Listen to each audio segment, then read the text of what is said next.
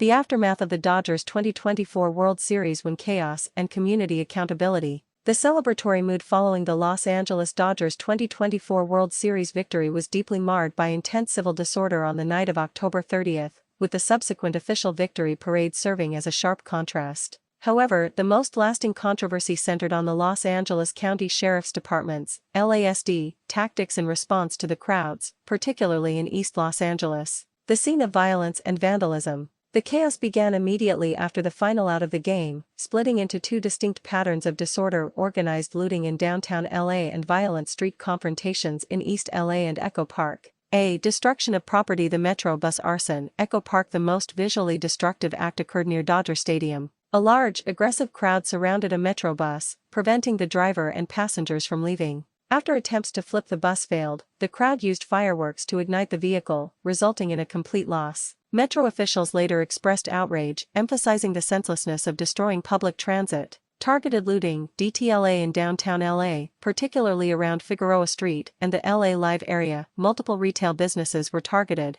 The most publicized was a boarded-up Nike store where looters broke in, filmed themselves stealing merchandise, and quickly drove off. The LAPD made immediate arrests for felony commercial burglary and receiving stolen property, though the sheer scale of the disorder overwhelmed law enforcement in many areas. Law enforcement response and arrests. In total, police reported making at least a dozen arrests throughout the chaotic night. Both the LAPD and LASD were operating under a citywide tactical alert. The major points of confrontation involved crowds that threw projectiles including rocks, bottles, and fireworks at officers, forcing police to utilize less lethal means to regain control. The East LA controversy, tear gas and civilian claims. The most significant community backlash focused on the actions of the LASD in East LA, a predominantly Chicano community with a long-standing cultural tradition of street cruising and celebration. Residents' claims of excessive force. Tear-gassing families. Community groups, led by organizations like the Centro Community Service Organization, Centro CSO, accused LASD deputies stationed at the East LA Sheriff's Station of being overly aggressive. Residents claimed that the celebration, which included street cruising and fireworks, turned dark when deputies arrived and began indiscriminately firing tear gas projectiles into crowds that included families and children, with little or no clear warning or directions on where to disperse.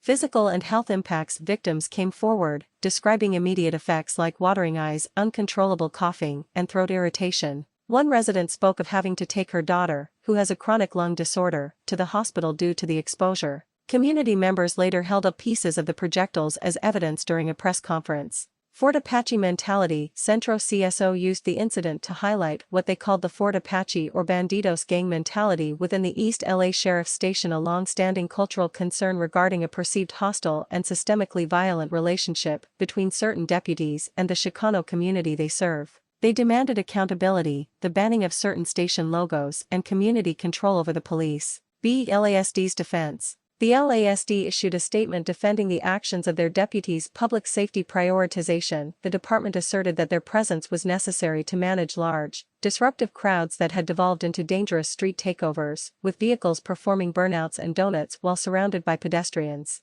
Response to attacks. LASD claimed that deputies established skirmish lines only after giving multiple dispersal orders and that the use of less lethal munitions, including tear gas, was a direct, necessary response to the crowd throwing rocks, frozen water bottles, and fireworks at officers. The peaceful contrast. The official parade. 2 days after the night of chaos, the city of Los Angeles and the Dodgers organization hosted the official, formal World Series parade. The route and scale. On Friday, November 1, 2024, the parade began outside Los Angeles City Hall and wound through downtown LA on a multi-mile route. It culminated in a ticketed rally at Dodger Stadium. A joyful display. The event was described as overwhelmingly peaceful and joyful, drawing an estimated crowd of between 150,000 and 225,000 fans. The massive turnout, which included waves of blue and white along the route, achieved the collective, celebratory moment that many felt was denied by the prior night's destruction. Notably, the LAPD confirmed there were no significant adverse events or widespread violence during the parade, demonstrating that with proper coordination and daylight, Angelinos could celebrate their championship safely.